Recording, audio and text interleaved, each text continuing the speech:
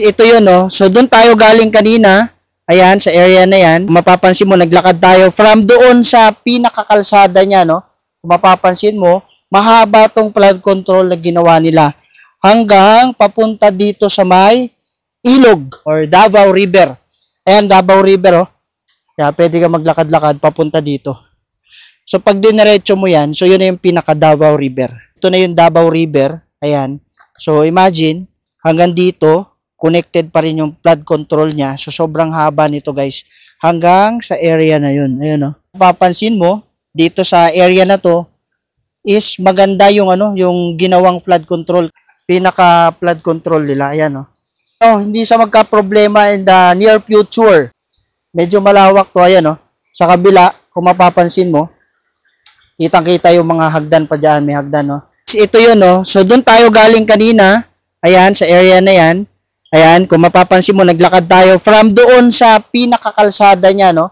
Kung mapapansin mo, mahaba tong flood control na ginawa nila. Hanggang papunta dito sa may ilog or Davao River. Ayan, Davao River, oh.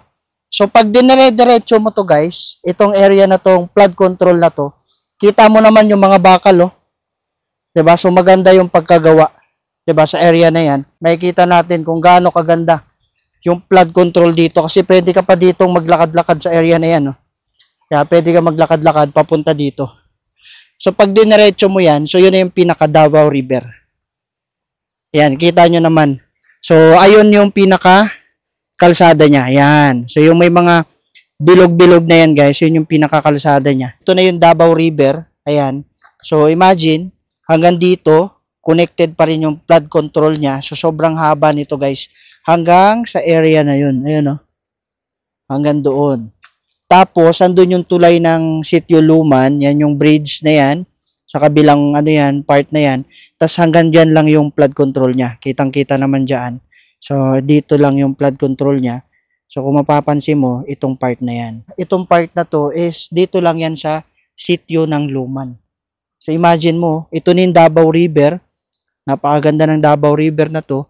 Tapos, pag diniretso mo to, actually, mahaba-haba na yung nilakad natin hanggang dun, eh. Okay? So, yan, napakaganda. Barangay New Valencia, Sitio Luman. So, andun yung pinakadulo na ng pinaka-flood control. Pwede ka maglakad doon sa taas. Tapos, pwede mo rin makita dito yung area na yan. Yan. Ganda dito, guys, oh. Sitio Luman. Flood control. Para yung ulan, dito may ipon. Tapos diretso na siya ng Davao River. Doon na yung Davao River. Diretso na siya doon. Yan. Yun, oh.